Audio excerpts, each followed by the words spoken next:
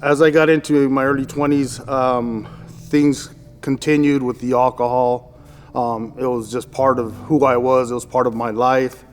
I just continued using it. It was the main substance that was for me. And I hadn't really dabbled too much into any other type of hard drugs or anything of that nature, but eventually that would change. I managed always to have really good jobs. I worked for the state, I worked for the county. I even worked as a counselor in my early addiction. And that was somewhat hypocritical because you're trying to help people, and here you are, and you don't have your own life together. So I continued, and eventually my relationships with my children, my wife, my parents, it slowly started to surface.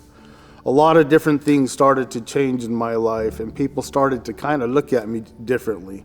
But I hid it well. I hid it very well. A lot of people didn't recognize that I had a problem or that I was struggling or just had no idea. But I knew deep down my secret. In having all these experiences and knowing everything that I was going to have to face, I finally went to rehab. So I went to rehab, and everything went very well for 30 days. And then after 30 days, I was released from rehab because I knew I had to make some changes. I knew how sick I was, and I knew how my addiction was growing to just a point of unmanageability. So I came back from the 30-day rehab, 3 days home, I continued using again. At this point, I knew I was going to be losing my freedom very soon. The job that I had that was a very good job. I was working in the mining industry. They told me they no longer needed me. So I lost that job. So now I'm hurting financially and with my family, and now I'm involved with criminal involvement with the law. So a lot of things were getting worse, and I continued to use, and as I mentioned, until finally, from getting pulled over for so many DUIs, I did everything that I needed to do. I wasn't doing it for work or just to keep up appearances with my family to say that I'm doing something good. This time I went in for me. I took it serious. I knew that this was going to be the change that I would be blessed with. And so as I made it through the 30 days of rehab, I got out. And at this time, I started going to the rooms of 12-step programs. And the one I went to was NA, Narcotics Anonymous, and I also went to Alcoholics Anonymous.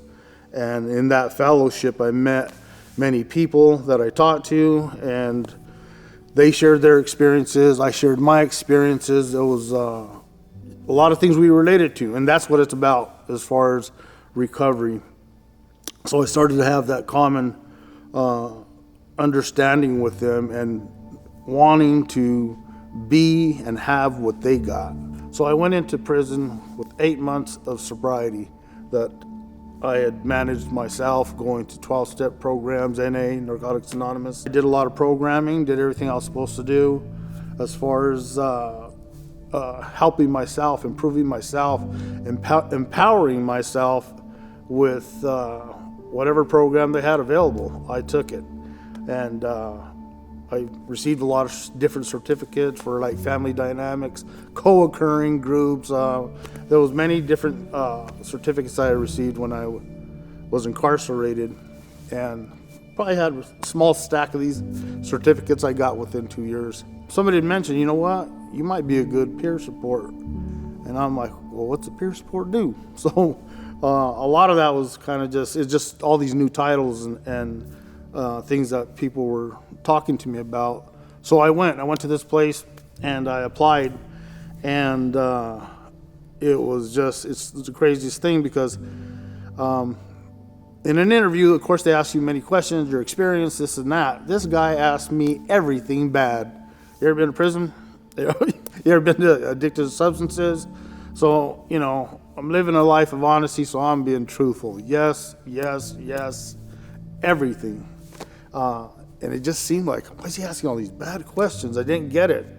So he walked out of the room for about 20 minutes. He came back in. He goes, how do you think the job interview went? I gotta be very honest, I don't think it went very well. And he goes, well, not necessarily. He goes, you're the type of person we're looking for. He had me go in to the center one day and just to get a feel for, the environment, the people that were in there, and to see if I still wanted the job. He had me work that one day, and then I told him, you know what, I think I can do this. So that's kind of where I started off as far as giving back to what I was doing. I got a good relationship with a lot of people. A lot of people reach out to me.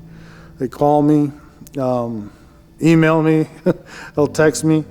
But I leave that door open like that for myself because I want to definitely help people because I have a major passion for it.